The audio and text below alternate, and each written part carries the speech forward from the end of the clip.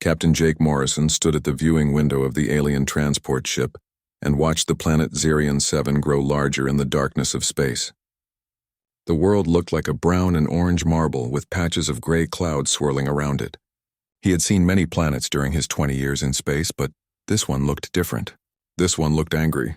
Behind him, his team of 5 other humans prepared their gear in silence. Dr. Lisa Adams checked her portable lab equipment for the 3rd time.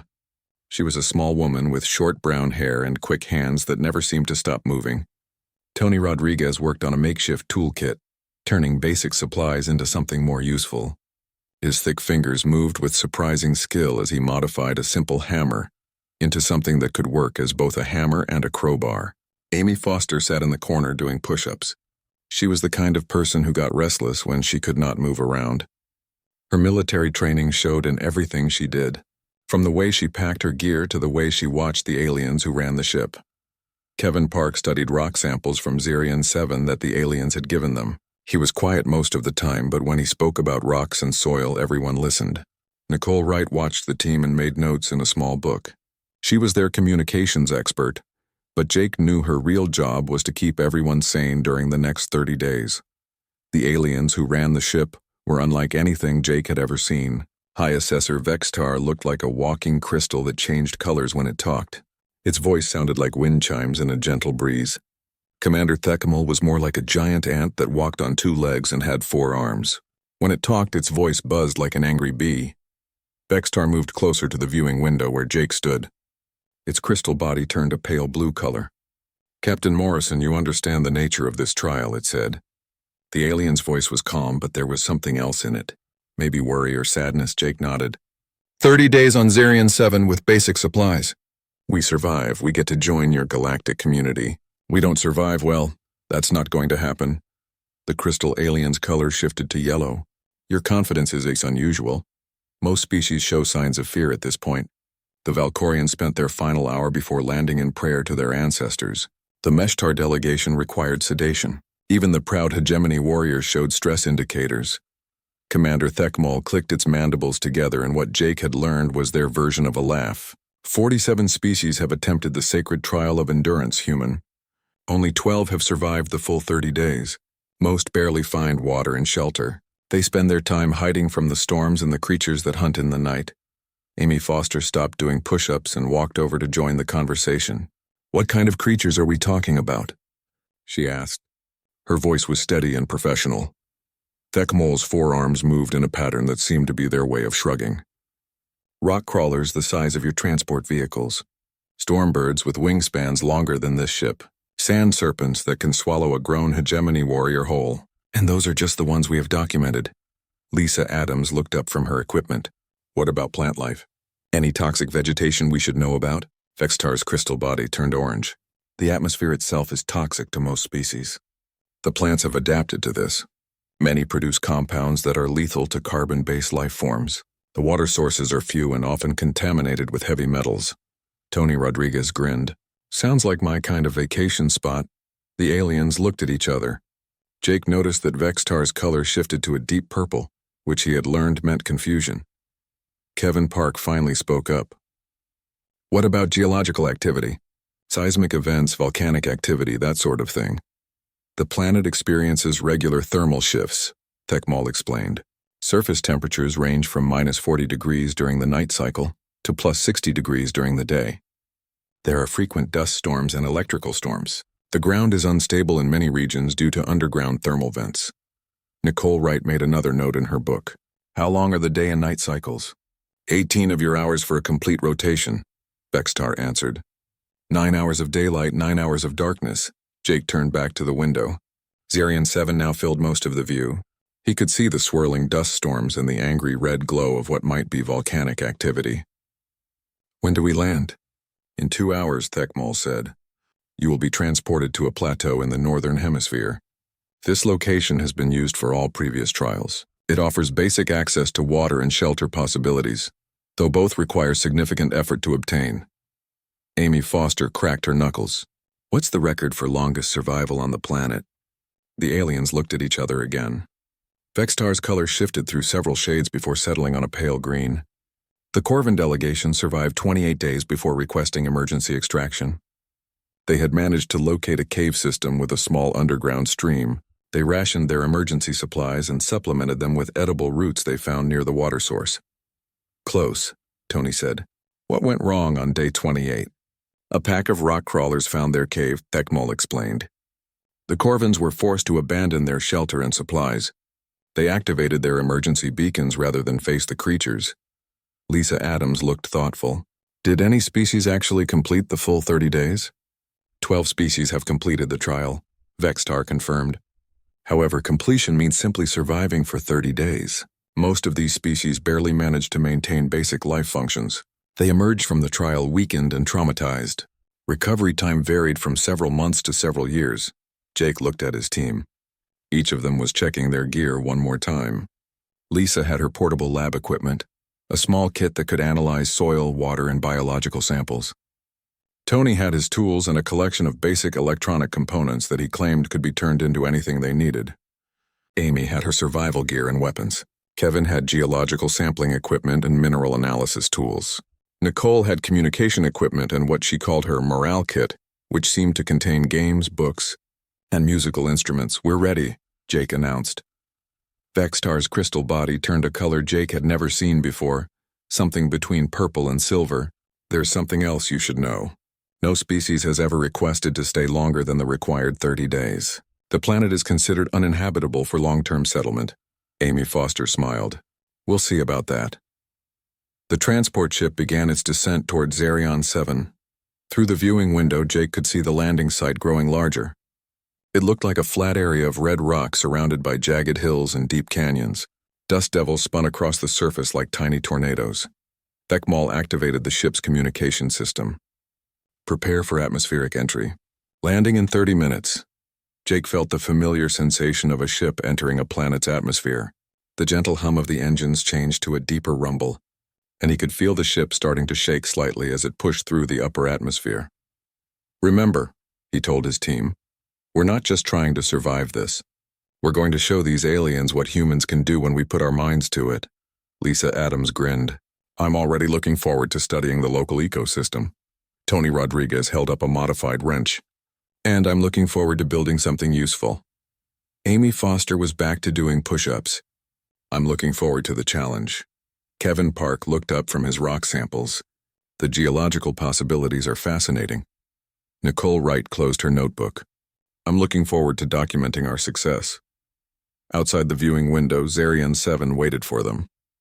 The transport ship touched down on Zarion 7 with a thud that shook everyone inside. Jake Morrison felt the artificial gravity adjust as the ship's systems adapted to the planet's gravitational field.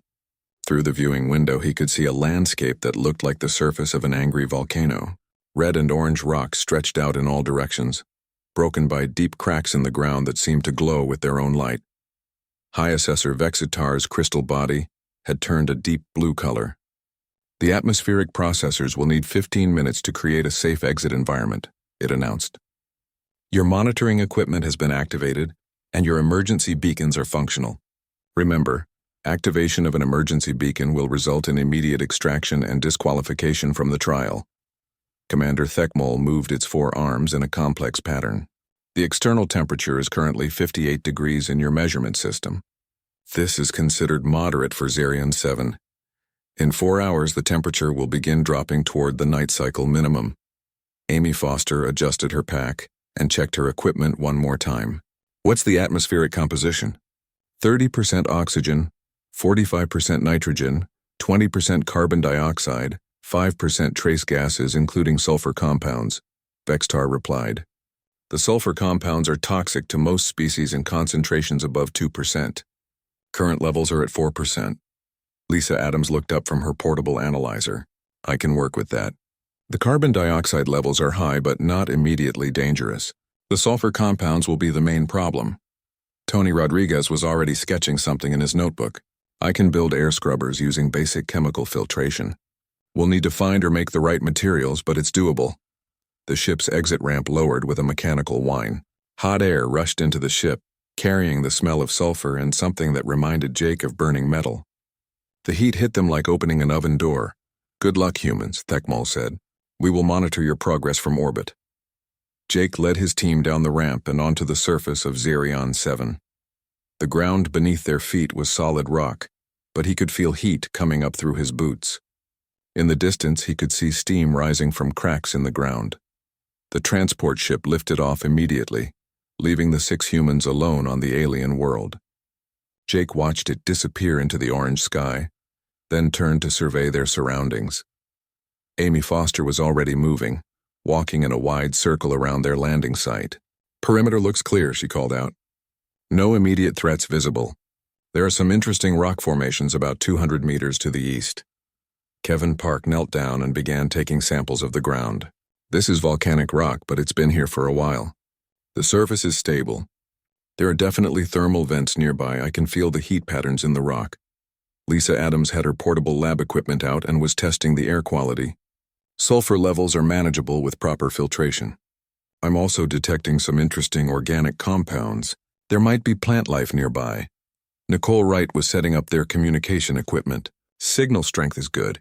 The aliens' monitoring system is working properly. I'm also getting some readings that might be natural radio emissions from the planet itself." Tony Rodriguez was studying the landscape with the eye of an engineer. "See those rock formations to the east? They look like natural windbreaks. And those steam vents could be useful for heat and possibly power generation." Jake nodded. "All right, people. First priority is shelter and water. Second priority is making this place livable. Amy, take point on security and shelter location. Kevin, I want you to map out the thermal activity and find us the best water sources. Lisa, start analyzing everything you can get your hands on.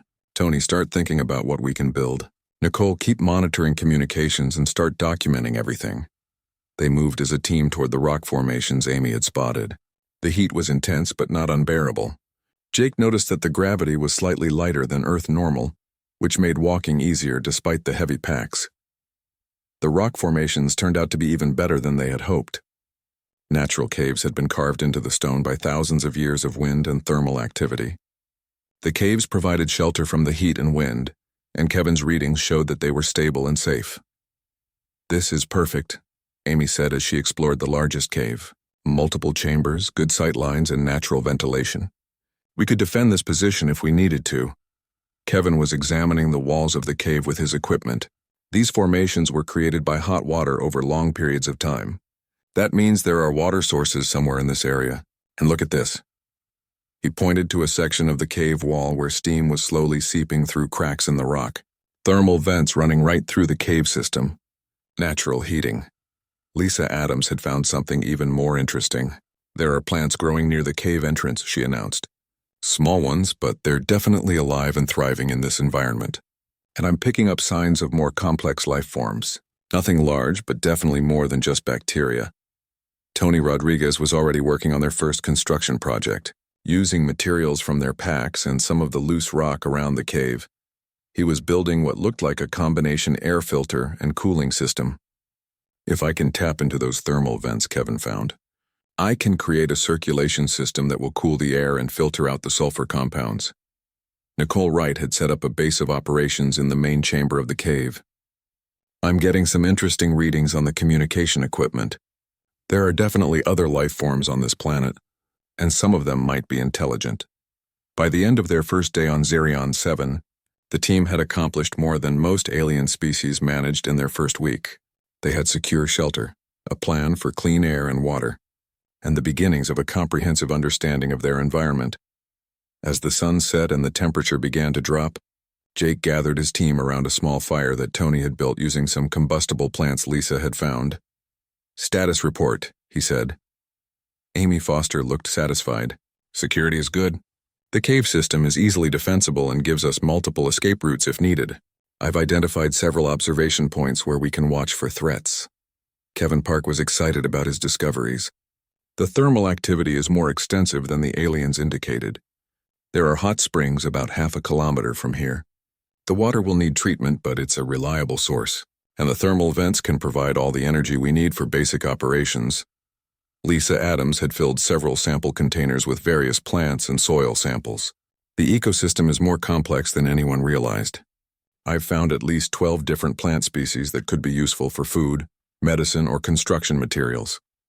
The organic compounds in the soil suggest that this planet could actually support much more life than it currently does. Tony Rodriguez had his air filtration system working.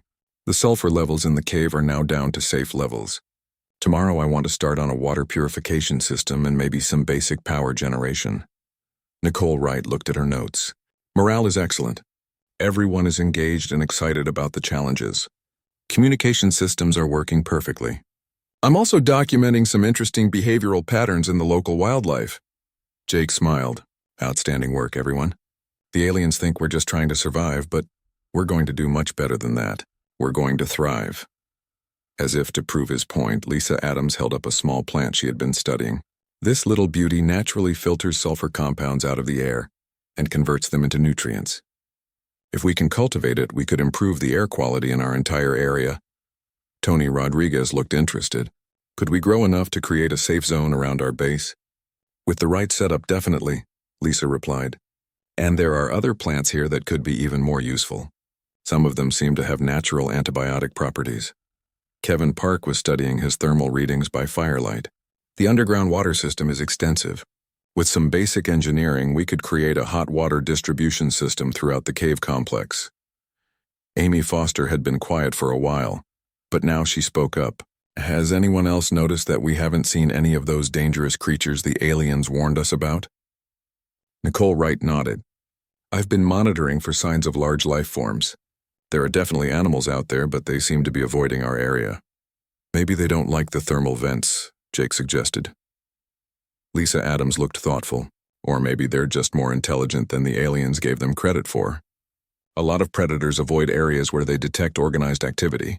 Tony Rodriguez grinned. So we're already making this place safer just by being here and working together. As the temperature continued to drop outside, the thermal vents kept their cave comfortably warm. Jake looked around at his team and felt confident about their chances. The aliens had designed this test to be about survival, but humans had always been good at turning survival situations into opportunities for improvement. Tomorrow, they would start building something that would amaze the aliens who were watching from orbit. On day 8 of their stay on Zirion 7, Jake Morrison woke up to the sound of running water. For a moment, he thought he was dreaming, but then he remembered where he was and what his team had been building. Tony Rodriguez had completed the hot water distribution system the night before, and now fresh, clean water flowed through carved channels in their cave complex. Jake got dressed and walked through what they had started calling the main lodge. Lisa Adams was already up, tending to her growing collection of local plants in what had become their greenhouse chamber. She had discovered that several native species could be modified to grow in Earth-like conditions, and her experiments were producing remarkable results. "Morning, Lisa," Jake said. "How are our crops doing?" Lisa looked up from a plant that seemed to be glowing with a soft blue light. "Better than I hoped. This one here produces a natural antibiotic that's more effective than anything we brought from Earth. And this orange one," she pointed to another plant, "produces a fruit that tastes like chocolate, but has 3 times the nutritional value of standard emergency rations." Jake walked outside the cave and stood on what they now called the observation deck. Tony had built a platform extending out from the cave entrance that gave them a perfect view of the surrounding landscape. In the week since they had arrived, that landscape had changed dramatically. The area around their cave complex now looked like a small town. Tony had used his engineering skills and the abundant thermal energy to build a workshop, a water treatment facility, and what could only be described as a recreational area. Kevin Park had mapped all the thermal vents in the region and helped Tony design a power grid that provided electricity to their entire settlement. Amy Foster appeared beside him on the observation deck. She was carrying what looked like a fishing rod, but Jake knew it was actually a monitoring device she had built to track the movements of local wildlife. "Any interesting readings today?" Jake asked. Amy smiled. "The rock crawler pack has moved their territory about 10 kilometers south. I think they're avoiding us on purpose now. And I've been tracking some of the storm birds. They're actually quite intelligent. One of them has been bringing me interesting objects, shiny rocks, unusual plants, that sort of thing." "It's bringing you gifts?" "Seems like it. Nicole thinks it might be trying to communicate. She's been documenting the behavior patterns." Jake nodded and walked down to the workshop where Tony Rodriguez was working on his latest project. The workshop itself was an impressive feat of engineering. Tony had carved it directly into the rock face and equipped it with thermal-powered tools that could shape metal, carve stone, and even create complex electronic devices. "What are you building today?" Jake asked. Tony looked up from a device that looked like a combination television and computer. "Communication upgrade. I think I can boost our signal enough to talk directly to Earth. The aliens said they would relay messages, but I'd rather have direct contact." "That sounds useful. What else is on your project list?" Tony wiped his hands on a cloth and pointed to a series of sketches on the workshop wall. "Well, Lisa asked for some specialized equipment for her biological research. Kevin wants a deep drilling system to access some mineral deposits he found. Amy wants to build a proper training facility. And Nicole suggested we create some kind of entertainment center." Jake looked at the sketches. They were detailed engineering drawings that would have impressed professional architects. "Entertainment center?" "She says morale is important for long-term operations. Plus, she thinks the aliens might find it interesting. Apparently, no species has ever built recreational facilities during a survival trial." Jake walked through their settlement, amazed at what they had accomplished in just over a week. The water treatment facility was producing more clean water than they could use. The power grid was so efficient that they had energy to spare. The greenhouse was producing food that was actually better than their emergency rations. He found Nicole right in what they called the communications center. She had expanded their basic communication equipment into a sophisticated monitoring and analysis station that could track weather patterns, geological activity, and even the movements of life forms across half the continent. "Any word from our alien observers?" Jake asked. Nicole looked up from a display showing weather patterns across Zerion 7. "They've been unusually quiet. No check-ins for 3 days now, but I'm picking up increased orbital activity. I think they might be sending additional observation ships. Why would they do that? I'm not sure, but Kevin found something yesterday that might explain it." Nicole pulled up a geological survey on her screen. "Show him what you discovered." Kevin Park appeared from behind a bank of monitoring equipment. His hands were dirty and he looked excited. "I found something amazing about 2 kilometers east of here. There's a massive mineral deposit that contains rare earth elements, precious metals, and some compounds I can't even identify." Jake studied the readouts on Nicole's screen. "How massive are we talking about?" "Based on my preliminary surveys, enough valuable materials to supply the entire galactic economy for decades. The aliens either don't know about it or they're not very good at geological analysis." Tony Rodriguez joined them, carrying the communication device he had been working on. "Speaking of things the aliens don't know about, I've been monitoring their orbital communications. They're definitely sending more ships. And they're not just observers." "What do you mean?" Jake asked. 3 science vessels, 2 diplomatic ships, and what looks like a mobile research station. Either they're planning something big, or we've gotten their attention in a way they didn't expect." Amy Foster came running into the communications center. "You all need to see this," she said, breathing hard. "There's a delegation coming." "A delegation of what?" Jake asked. "Aliens. 3 different species. They're walking toward our settlement from the west. No vehicles, no weapons that I can see. They're carrying what looks like diplomatic banners." Jake looked at his team. In 9 days, they had gone from survival mode to hosting diplomatic visits. "All right, people. Looks like we're about to have company. Nicole, can you determine what species we're dealing with?" Nicole worked at her equipment for a few minutes. "Based on body structure and movement patterns, I'd say one group of Zephyrians like High Assessor Vextar, one group that might be hegemony like Commander Thekmol, and one group I don't recognize." Lisa Adams appeared at the entrance to the communications center. Her clothes were covered in soil and she was carrying several plant samples. "Did someone say we're having visitors?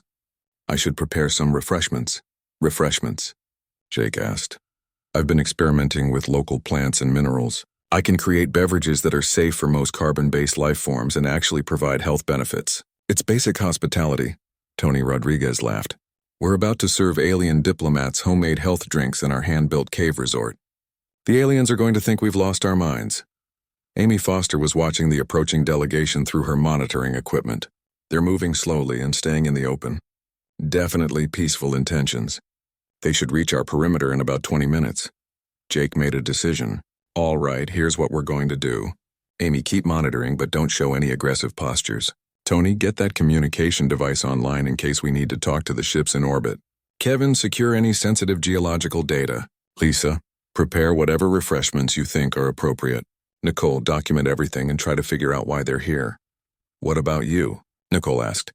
I'm going to give them a tour of our settlement and find out what they want. If they're here because they're impressed with what we've built, that's good. If they're here because they're worried about what we've built, that's also useful to know. Amy Foster looked up from her monitoring station. Jake, there's something else. I'm detecting more life signs moving toward our position from multiple directions. Whatever's happening, it's bigger than just one diplomatic delegation. Jake felt a familiar sensation, the same feeling he had experienced many times during his military career, when a routine operation suddenly became something much more complex and important. How many life signs are we talking about? At least 50, possibly more. Different species, different directions of approach, all moving slowly and peacefully, but this is definitely a coordinated effort. Nicole Wright checked her communication equipment. I'm receiving multiple signals from orbit now. The aliens up there are definitely talking to each other, and the communication volume has increased dramatically in the past hour. Kevin Park was looking at his geological data with a worried expression. You know, if word has gotten out about those mineral deposits I found, this could explain the sudden interest. Those resources would be valuable enough to change the balance of power in the galactic community. Lisa Adams had moved to her greenhouse and was selecting plants for her refreshment preparations. Whatever's happening, we should approach it the same way we've approached everything else on this planet. With confidence, creativity, and hospitality. Tony Rodriguez had his communication device working and was listening to orbital transmissions. I'm picking up fragments of alien communications. On day 20 of their trial, Jake Morrison stood in what his team had started calling the main lodge and tried to count how many alien visitors they were currently hosting. The number kept changing as new delegations arrived and others departed to report back to their governments. But he estimated there were at least 40 aliens from 12 different species currently staying at their settlement. What had started as a survival trial had become the most popular diplomatic and research destination in this sector of the galaxy. The transformation had been remarkable. Tony Rodriguez had expanded their original cave complex into a sophisticated resort facility that rivaled anything Jake had seen on civilized worlds. The main lodge featured a reception area, dining hall, conference rooms, and comfortable sleeping quarters for both humans and various alien physiology types. Tony had somehow managed to build adjustable furniture that could accommodate everything from the crystalline Zephyrians to the insectoid hegemony to the gas-breathing melody. Lisa Adams had become the resort's head of research and hospitality. Her greenhouse complex now covered nearly an acre and produced not only food but also medicines, air purifiers, and what could only be described as recreational substances that were safe for multiple species. She had discovered that certain combinations of local plants could create mild euphoric effects that most aliens found pleasant and relaxing. Jake, Lisa called from the greenhouse. Ambassador Feltara from the Andromedan Council wants to know if I can create a version of the mood enhancer that's compatible with silicon-based biology. Jake walked over to where Lisa was working with several alien researchers. The greenhouse had become a center of interspecies scientific collaboration.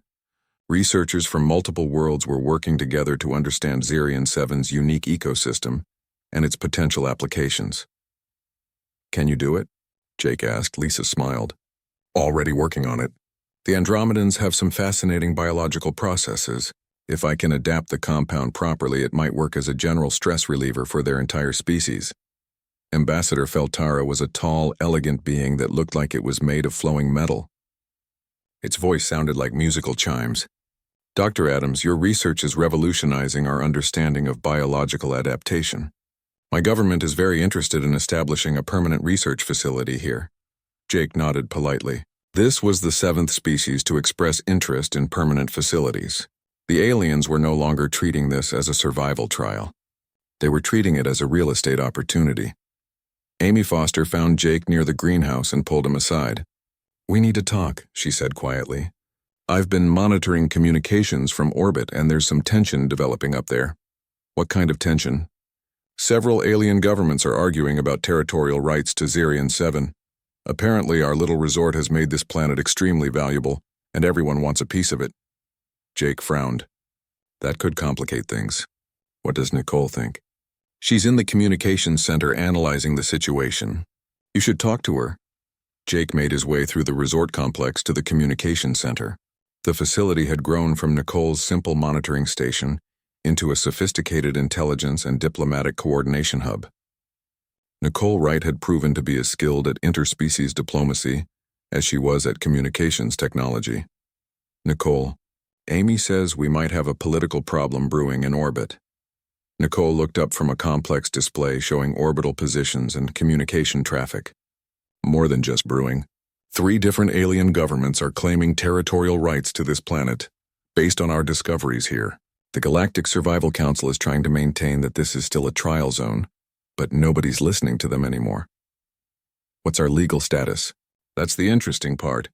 According to galactic law, a species that successfully develops a previously uninhabitable world gains certain settlement rights.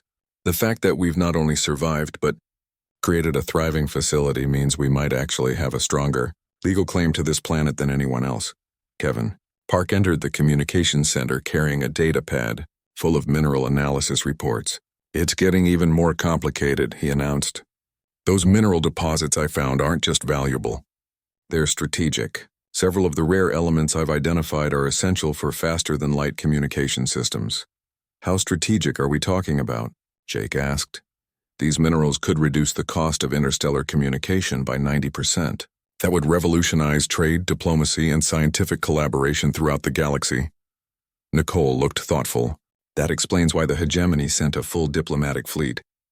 And why the Zephyrian High Council is requesting a formal audience with you. Tony Rodriguez appeared in the doorway of the communications center. Speaking of formal audiences, High Assessor Vexitar just arrived with what looks like an official delegation. They're requesting a meeting with our leadership team. Jake looked around at his friends and colleagues. 20 days ago, they had been test subjects in an alien survival trial. Now they were apparently major players in galactic politics. All right, Jake said. Let's go see what they want. The meeting took place in the main lodge dining hall. Jake's team sat on one side of a table that Tony had built from polished local stone. High Assessor Vextar led a delegation of 5 aliens representing different aspects of the Galactic Survival Council. Vextar's crystal body was shifting through colors more rapidly than Jake had ever seen. Captain Morrison, it began, we must discuss the unprecedented situation that has developed here. What situation is that? Jake asked, though he suspected he knew the answer. Your species was supposed to undergo a survival trial. Instead, you have created what appears to be a permanent settlement with research facilities, recreational amenities, and diplomatic hosting capabilities. This was not the intended outcome of the trial. Lisa Adams leaned forward. With respect, High Assessor, the trial parameters were to survive for 30 days using available resources. We have not violated any of the stated rules. Commander Thekmal, who was part of Vextar's delegation, buzzed his agreement. This is true. However, the implications of your success extend far beyond the original scope of the trial. Amy Foster spoke up. What implications are you concerned about? Vextar's color settled into a deep blue that Jake had learned indicated serious concern. Multiple governments are now claiming territorial rights to this world. There is talk of military action to secure the mineral resources your geologist discovered. The stable galactic political situation is becoming unstable. Tony Rodriguez grinned. Sounds like you need better conflict resolution procedures. This is not amusing, another alien in the delegation said. This one looked like a walking tree with multiple eyes scattered across its bark-like skin. Wars have been fought over resources less valuable than what you have discovered here. Nicole Wright had been taking notes throughout the conversation. Now she looked up and asked the question that had been bothering Jake. What exactly are you asking us to do? Vextar's crystal body turned pale yellow. The Galactic Survival Council is prepared to offer your species immediate membership in the galactic community, along with territorial rights to this world, in exchange for certain agreements. What kind of agreements? Jake asked. Shared access to the mineral resources, establishment of this facility as a neutral diplomatic zone, and agreement to allow multiple species to establish research facilities here. Kevin Park looked interested. What about the scientific discoveries we've made? Do we retain rights to our research? That would be part of the negotiations, Vextar replied. Jake looked at his team. Each of them had contributed to the success they had achieved on Zerion 7. Lisa's biological research had revolutionized understanding of the planet's ecosystem. Tony's engineering had created facilities that were setting new standards for multi-species accommodation. Amy's security planning had created a safe environment for interspecies cooperation. Kevin's geological work had uncovered resources that could benefit the entire galaxy. Nicole's diplomatic and communication skills had made their settlement a center of interspecies collaboration. "We need time to discuss this among ourselves," Jake said. "Of course," Vextar agreed. "However, you should know that several alien governments have indicated they may take unilateral action if agreements are not reached soon." After the alien delegation left, Jake's team gathered in the private conference room that Tony had built adjoining the main lodge. "So," Jake said, "it looks like we've accidentally become a major factor in galactic politics. Thoughts?" Lisa Adams was the first to speak. "I think we should be cautious about giving up control of our research. The biological discoveries we've made here could benefit not just individual species, but the entire concept of interspecies cooperation." Tony Rodriguez nodded. "Same with the engineering innovations. The techniques we've developed for multi-species accommodation could be used to build better diplomatic facilities throughout the galaxy." Amy Foster looked serious. "The security implications are significant. If this planet becomes a major resource extraction site, it could become a target for every military force in the galaxy." Kevin Park was studying his mineral analysis data. On day 30 of what was supposed to be their survival trial, Jake Morrison stood on the observation deck of their resort complex and watched as the largest gathering of alien spacecraft in recorded galactic history assembled in orbit around Zerion 7. What had started as a simple test of human endurance had become the most significant diplomatic event in thousands of years. The resort itself had grown beyond anything Jake could have imagined when they first landed. The main lodge now covered over 10 acres and could accommodate representatives from every known species in the galaxy. Tony Rodriguez had created modular living spaces that could be reconfigured for any type of alien physiology. The thermal spa complex that had started as a simple bathing facility now featured specialized pools with different atmospheric compositions, gravitational fields, and mineral contents to suit the preferences of dozens of different species. Lisa Adams had established what was being called the Zerion Research Institute, a collection of laboratories and experimental facilities where scientists from across the galaxy were making breakthrough discoveries on a daily basis. Her work with local plant and mineral combinations had produced medicines that could treat conditions that had been considered incurable, air purifiers that could make hostile worlds habitable, and nutritional supplements that could sustain life forms in environments that had previously been deadly.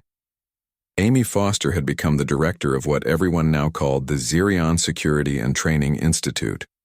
Her facilities included not just defensive systems for the resort, but training programs that were revolutionizing military and security thinking throughout the galaxy. She had discovered that the challenging environment of Zerion 7, when properly managed, could improve the physical and mental capabilities of most alien species. Representatives from dozens of military organizations were requesting access to her training programs. Kevin Park's geological discoveries had been even more significant than anyone had initially realized.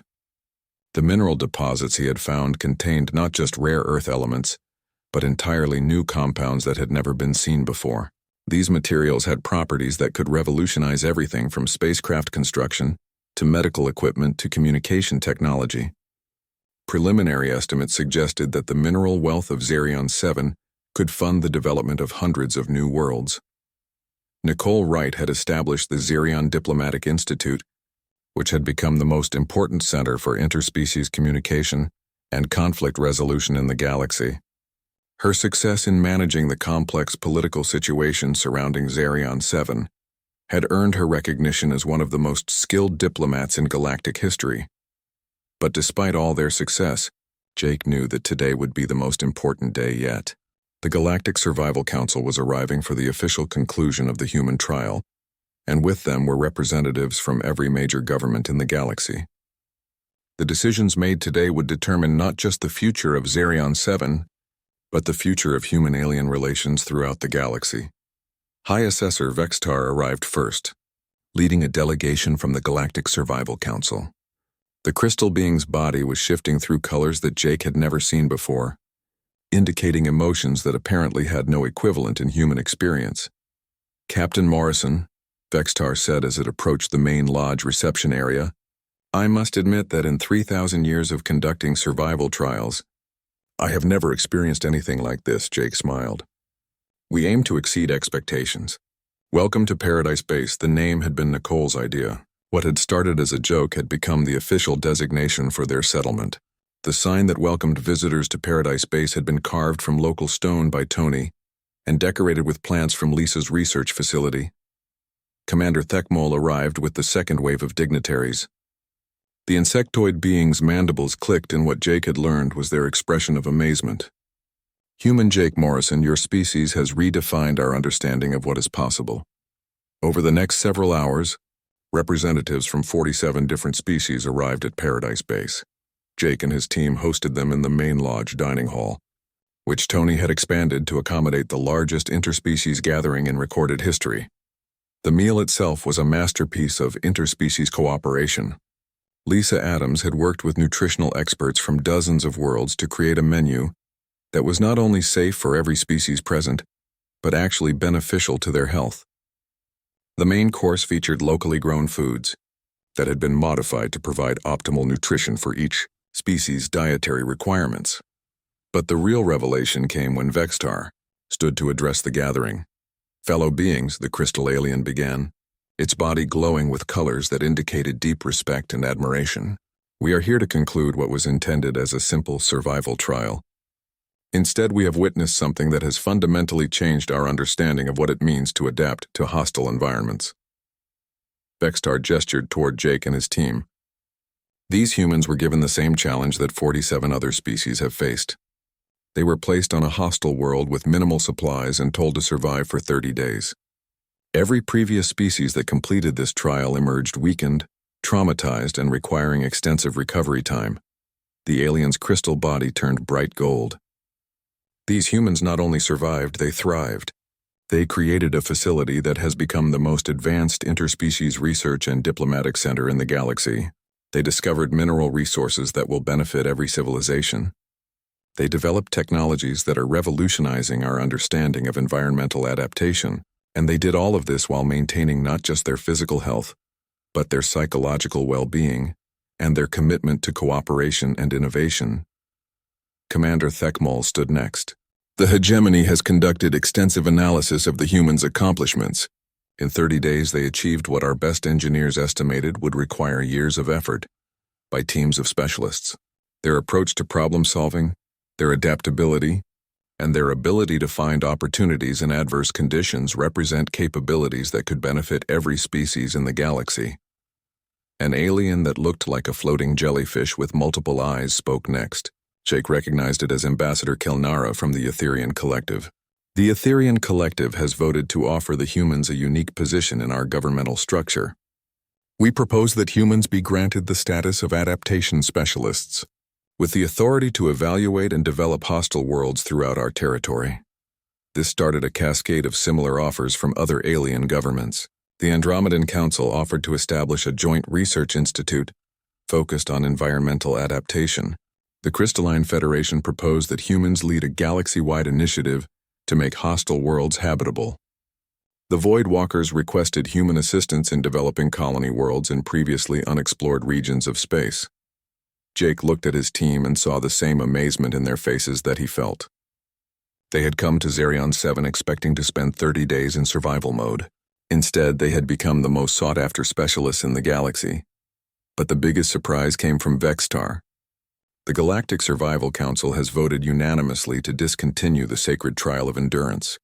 After witnessing what the humans have accomplished, we realized that survival is not the appropriate measure of a species' worthiness. The new standard will be adaptation and innovation. What does that mean? Nicole Wright asked.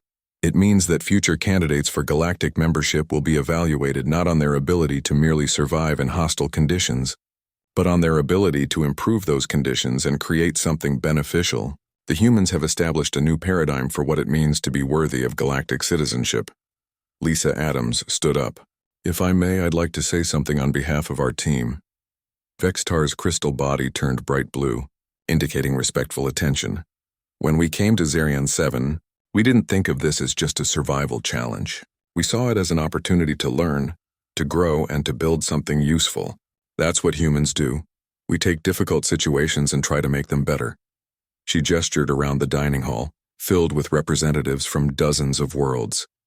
But what we've learned here is that cooperation makes everything better. Every breakthrough we've made has been improved by working with researchers from other worlds. Every facility we've built has been enhanced by input from different species.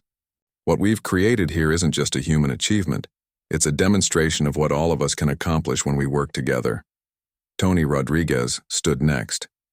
We'd like to propose that Paradise Base become a permanent facility, but not under human control. We think it should be operated jointly by all the species that have contributed to its development, a place where anyone can come to learn about adaptation, innovation, and cooperation. Amy Foster added, and we'd like to establish training programs that any species can participate in, not military training, but training in how to turn challenges into opportunities. Kevin Park held up a mineral sample. The resources we've discovered here are valuable enough to fund development projects throughout the galaxy. We propose that these resources be used to establish similar adaptation centers on other worlds,